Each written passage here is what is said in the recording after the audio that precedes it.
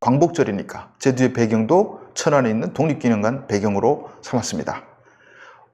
광복절에 관해서 여러 가지 얘기를 할 수 있겠지만은 오늘 일단 제일 먼저 이재명 대통령이 광복절 축사를 통해서 친일재산 환수 문제를 거론했습니다.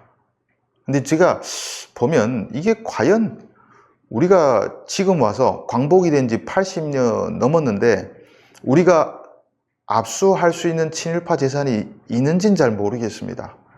아니 지금 80년 동안에 얼마나 재산에서 이게 전쟁까지 거치면서 막 이렇게 믹스가 됐는데 요거 친일파 재산이라고 딱 찍어서 누구나 납득할 수 있는 재산 환수가 있을지 제가 모르겠습니다만 또 이것이 한편에 또 친일파 몰이를 위한 상품이라고 생각하면 그거는 별로 현명한 생각인 것 같지는 않습니다.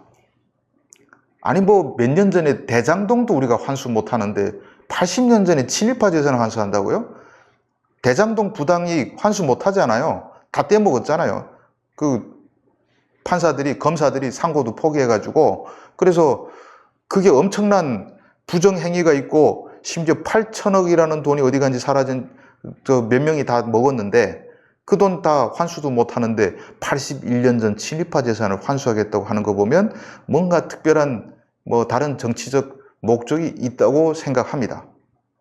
그리고 두 번째로 또 광복절 맞아가지고 우리는 또 이제 광복절 막 이렇게 얘기를 하는데 김정은도 또 안 하던 짓을 했어요. 오늘 아침 뉴스를 보니까 또 러시아 해방탑 가서 또 이렇게 인사를 했대요. 아니, 김정은은 물론이고 김일성, 김정일 때도 8.15에 러시아가 우리를 해방시켰다는 이런 얘기를 안 하기 때문에 러시아 해방탑 가서 참배를 안 합니다. 근데 지금 김정은이가 갔어요. 아마 역사에서 거의 전무후무한 일 같은데요. 왜 갔냐? 지금 푸틴한테 엄청 잘 보여야 되니까 7.27에는 진짜 마오아닝, 모택동 아들 묘에 가서 또 이렇게 굽석굽석 인사를 하고 8.15에는 또 러시아 군인들 북한에 왔다가 죽은 러시아 군인들 기념하는 해방탑이라는 데 가서 이렇게 또 화환 바치고 이렇게 머리를 숙였습니다. 지금 김정은이 급한 거예요. 빨리 러시아하고 중국한테 엄청나게 지금 아부를 해야 되는 일이 남아 있습니다. 이렇게 아부를 해야 되는데 우리는 요즘에 해방과 관련해 가지고 연합군 덕분에 우리가 해방됐다고 얘기해 가지고 독립기념광장 물러나라고 해 가지고 막 난리쳤잖아요. 우리나라는 왜 점점 이상해지는지 모르겠어요.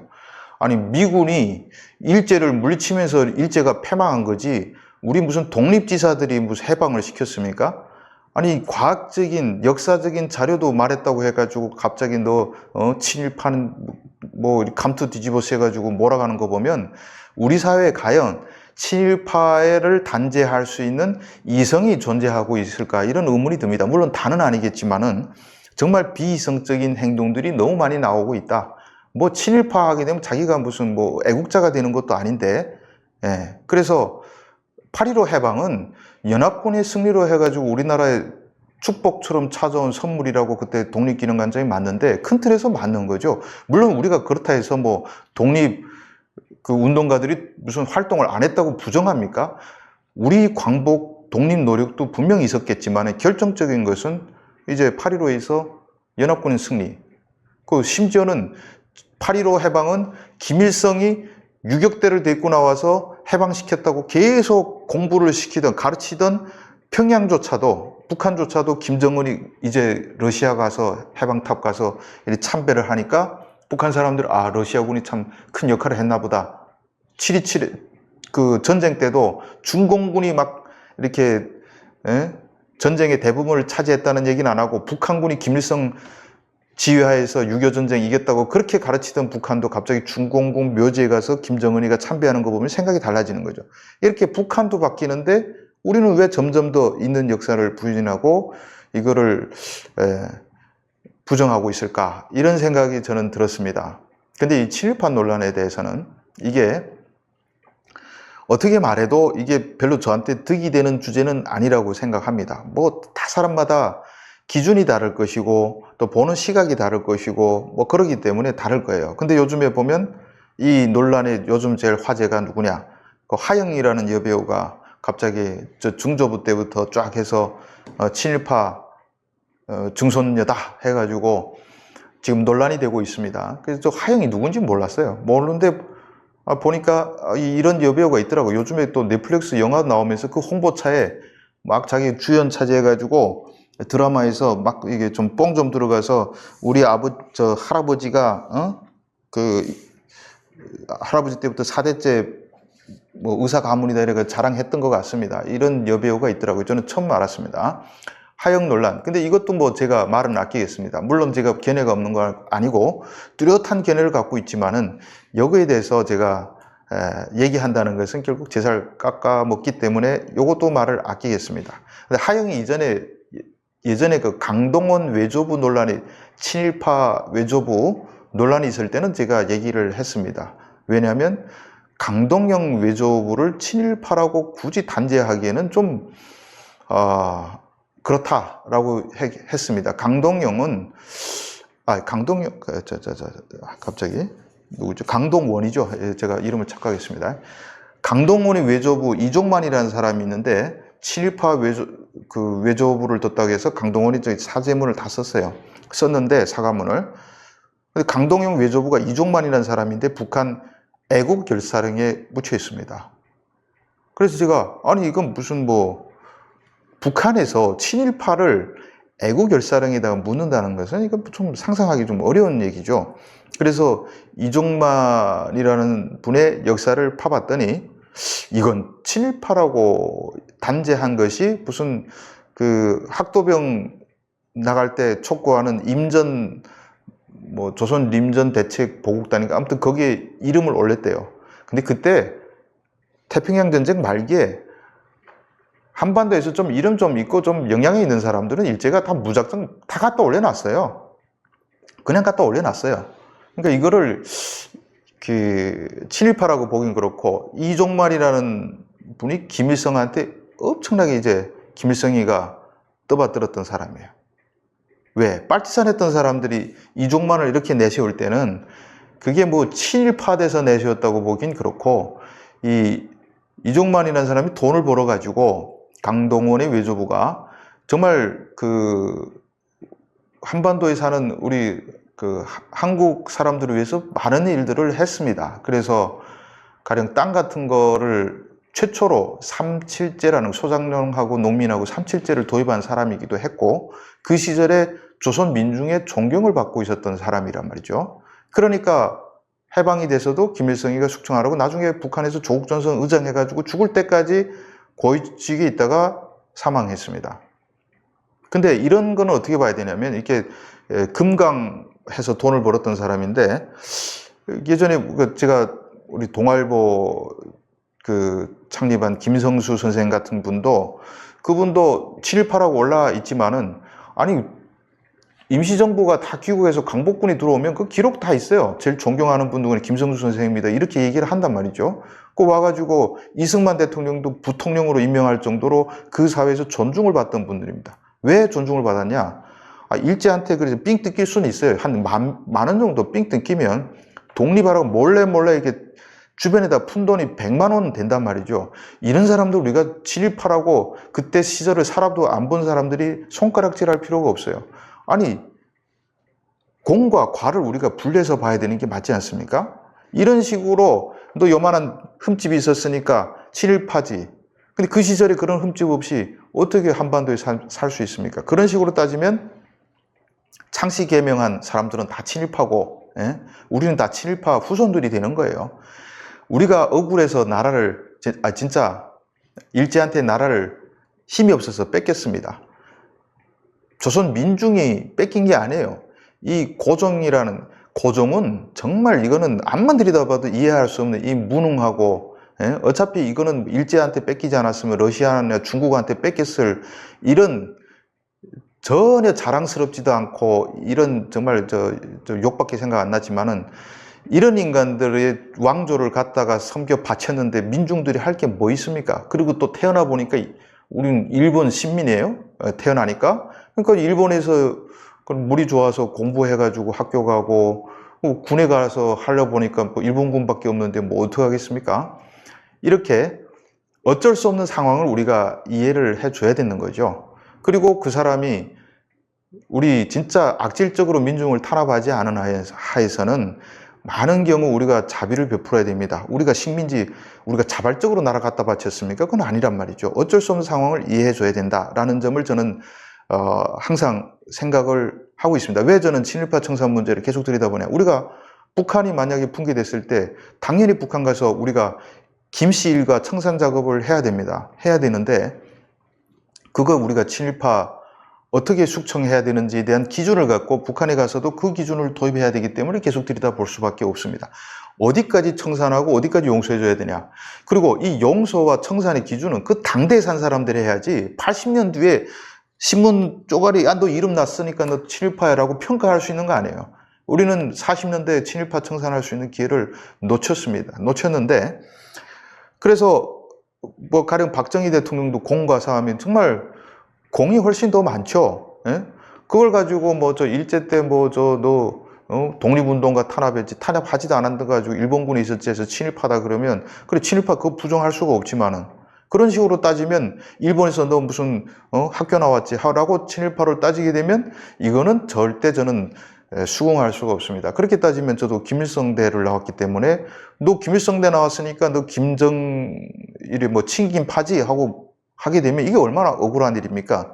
제가 한국에 와서 김씨 독재 정권하고 저만큼 정말 치열하게 열심히 싸운 사람이 몇이나 있다고 제가 너 김일성대 다닐 때 김일성 만세 불렀지. 그러니까 너는 김일성 추종파다. 하고 어떤 사람의 특정의 한 시절을 떼어내가지고 친일파라고 딱지를 매기는 것은 바람직하지 않다라고 말씀드리는데 이거 보면 또 제가 뭐 훈계를 하는 것 같이 또 느껴질 수밖에 없는데 오늘 주제는요. 그거 아니고요. 한국의 친일파 문제 이렇게 더 얘기하지 않고 한 가지만 말씀드리려고 합니다. 제가 북한 가지고 얘기하는 사람이기 때문에 우리 사회에서 친일파 몰이가 너무 이제 막 이렇게 치우치다 보니까 정말 말도 안 되는 우리는 그래도 이성을 가지고 세상을 바라봐야 되는데 전혀 사실이 아닌 걸 가지고 매도를 하는 그러니까 심지어는 김일성까지 친일파래요. 이쪽에 한국의 이쪽 진영에서는. 그래서 좀 왜 친일파인 거 보니까 뭐 해방이 돼서 김일성이가 친일파들을 엄청나게 부역을 했대. 이렇게 그거 했대요. 그래서 그게 뭐냐 했더니 지금도 이게 계속 돌아다니고 있습니다. 김일성 정권이야말로 북한 정권이야말로 친일파 정부였다. 한국은 아니다. 한국의 40년대를 미화하고 북한을 아예 깎아내리는 거죠. 북한은 친일파 정권이다.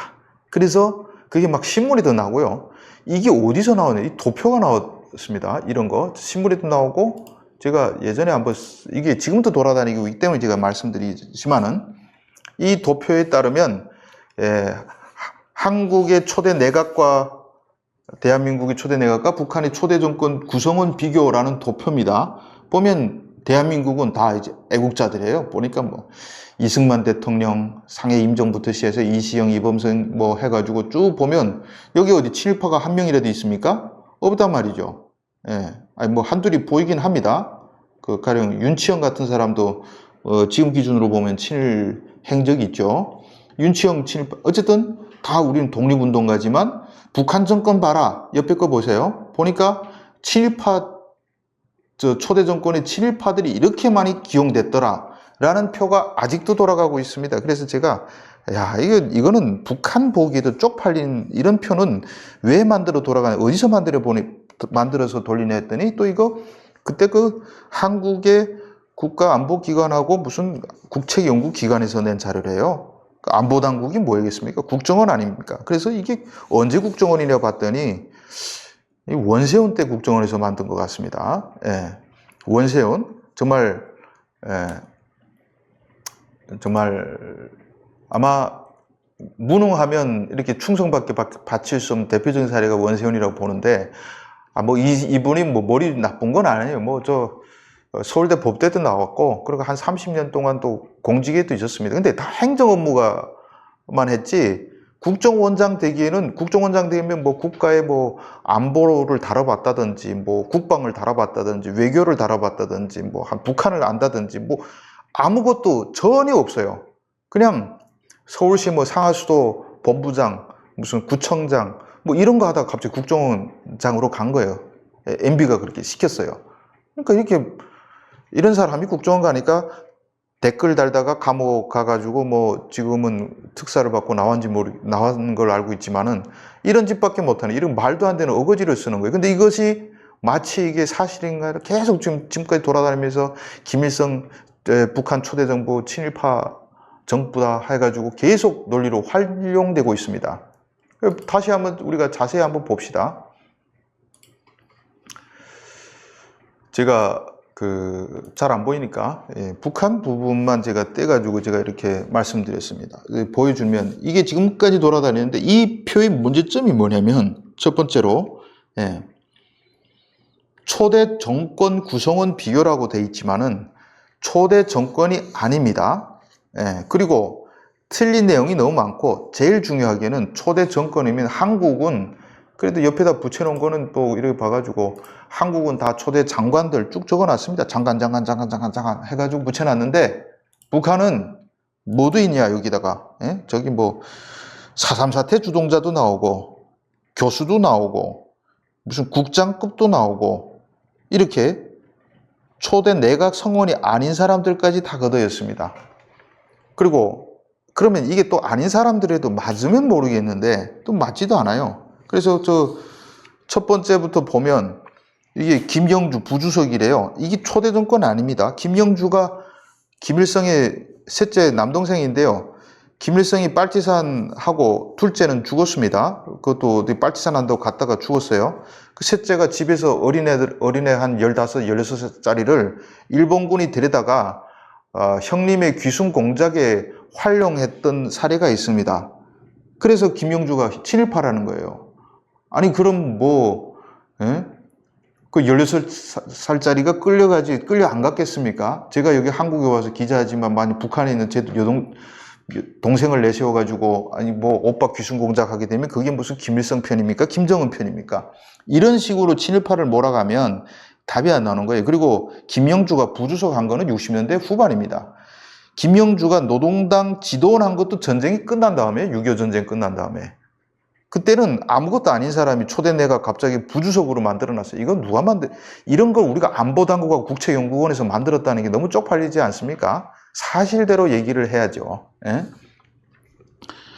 그리고 장형근이라는 사람, 임시위원회 사법부장 이렇게 돼 있는데, 임시위원회는 이게 초대 내각이 아니에요. 초대 내각 하게 되면 48년도 9월 9일에 발표된 것이 초대 내각이라고 봐야지, 임시정부라는 것은 46년도 러시아에서 소련군이 들어와가지고 막 임명했습니다. 김일성이가 임명권이 있는 것도 아니에요. 그러다 보니까 막 섞여 있다가 나중에 이건 숙청된 사람입니다. 강양욱은, 이거 김일성이 또 친척이죠. 외삼촌입니다. 강양욱이. 임시위원회 상임위원장 했는데, 이 사람은 친일파라고 보기 어려워요. 이자처럼 말년에 뭐 보국대 거기 이름을 올린지 모르겠습니다만 평생 일본 일제 시기의 교육자 출신입니다. 그 나름대로 존경을 받았던 교육자 출신이고요. 뭐 그렇다 해서 친일파라고 칩시다. 또 김일성 친척에게 살 수는 있는 거죠. 그리고 정구군이라는 사람, 문화선전선 부부장이라고 했는데, 이 사람도 이게 언제 선전선 부부장인지 모르겠는데 숙청된 인물입니다. 초대 내각이 없었어요.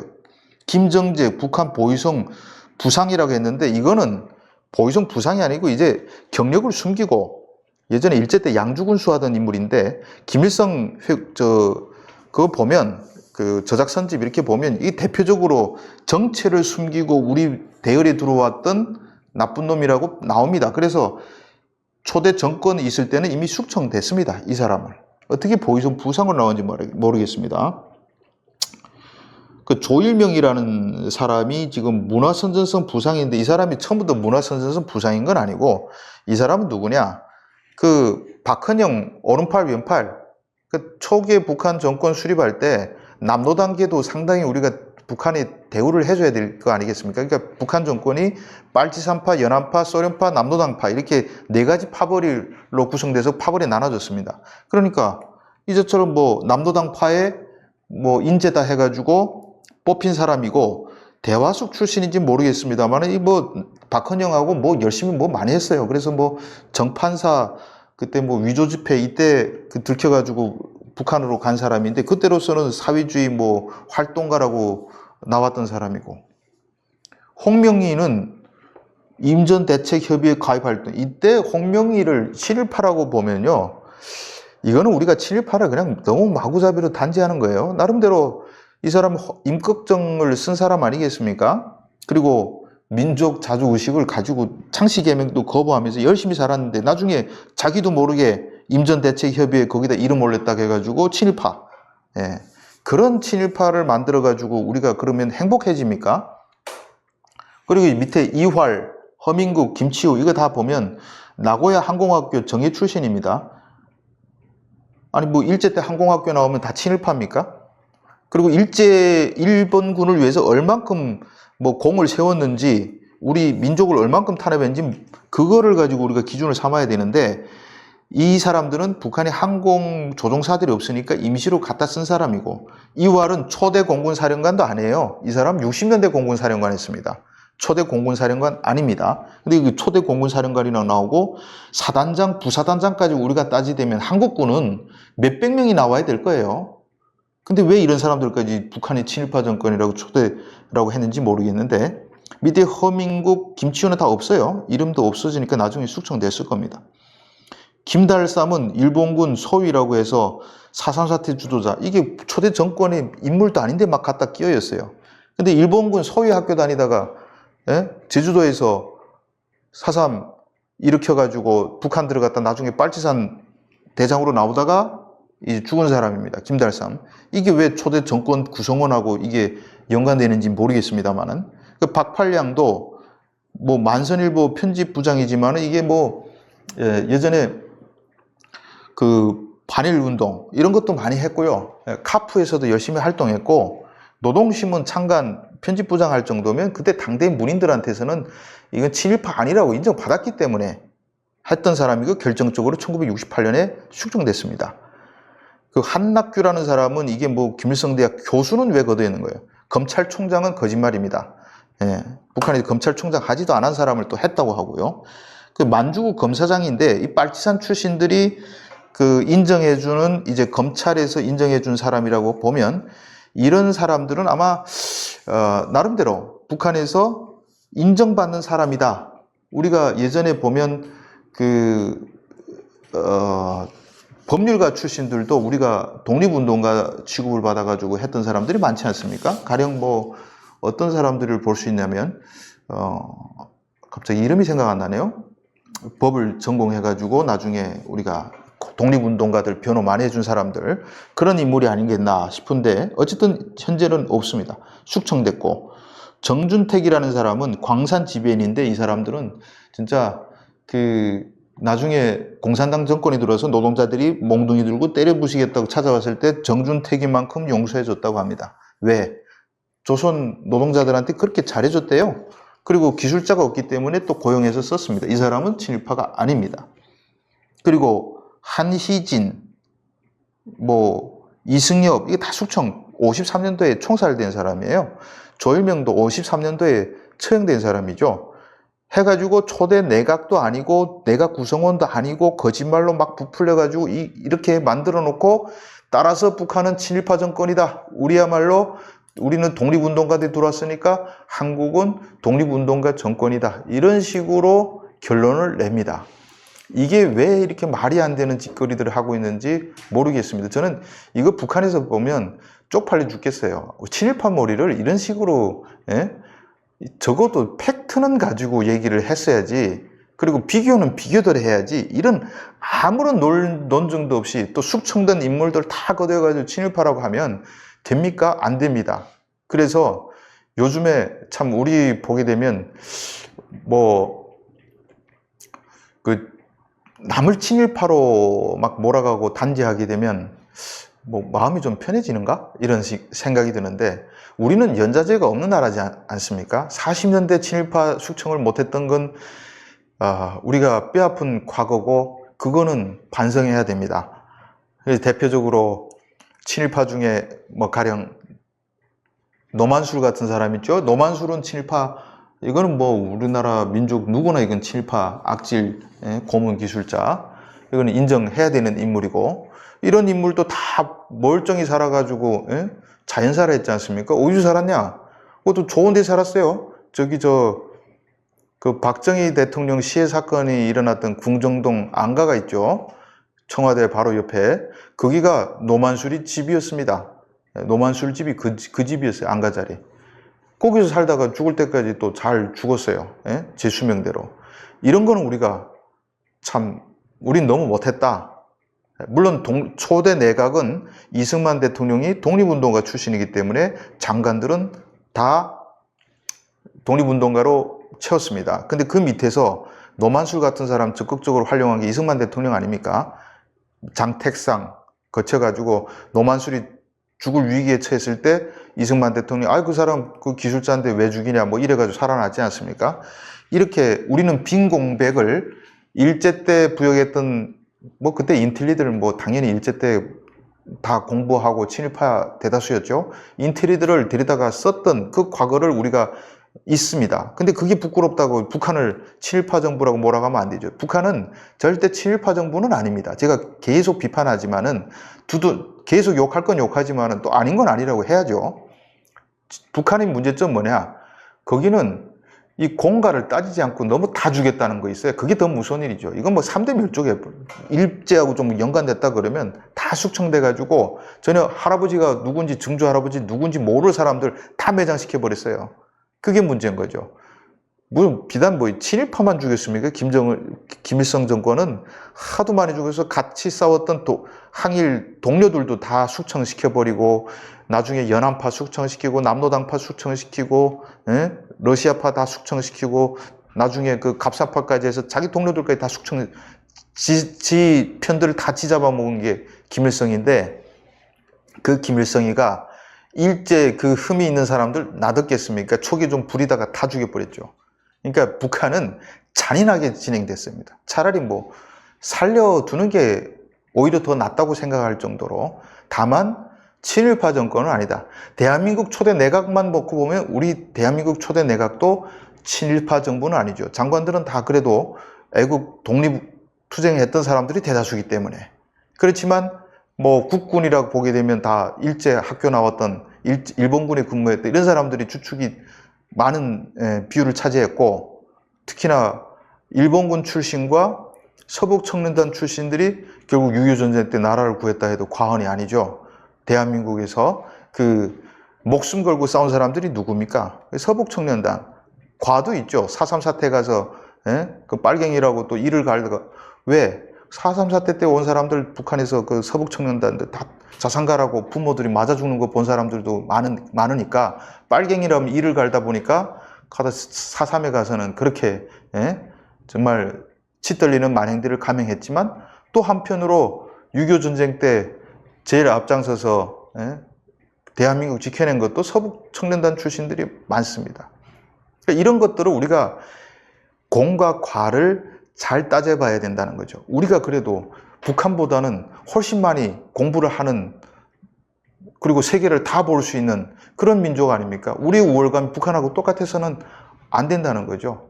그래서 저는 친일파 몰이를 우리 주성아TV 보시는 분들이라도 공과 사를 잘 따져가면서 친일에 대한 개념을 가져야 된다. 그리고 제가 이렇게 말씀드리면 또 훈계하는 것 같아서 이런 얘기는 하지 않겠습니다만, 적어도 북한 정권이 친일파고 김일성도 친일파 기용했던 우두머리다 이런 헛소리, 어떤 특정 진영에서 자신들이 컴플렉스를 감추려고 하는지 모르겠지만 그런 말도 안 되는 얘기를 나오는 거는, 저는 아무리 김일성이 싫고 김정은이 증오스럽다 해도 사실이 아닌 것은 아니다고 말할 수 있는 용기는 가져야 된다. 그런데 같이 휩쓸려 가지고 그런가 이렇게 생각할 필요 없다는 겁니다. 그래서 아까 제가 4.3 그리고 또 이런 것도 있죠. 주성화를 빨갱이라고 또 쓰는 댓글들도 종종 봐요. 왜 주성화 빨갱인지 모르겠습니다만은 또 그렇게 놓고 보면 김일성대 출신이니까 빨갱이라고, 예?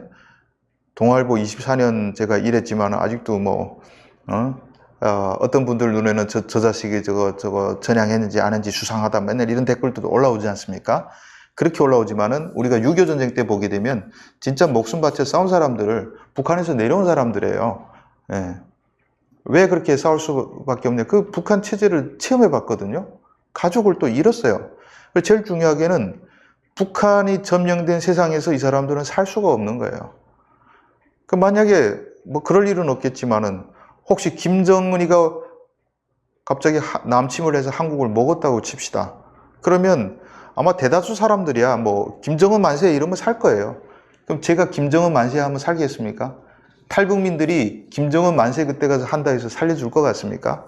우리는 북한이 한국을 먹게 되면 제일 먼저 처형될 사람들입니다.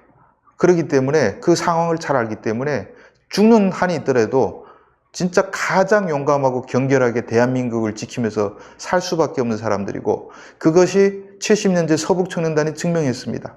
당연히 저도 북한군이 쳐들어오면 저는 목숨 내걸고 정말 어차피 이판사판 들어와도 죽고 점령돼도 죽으니까 싸울 수밖에 없어요.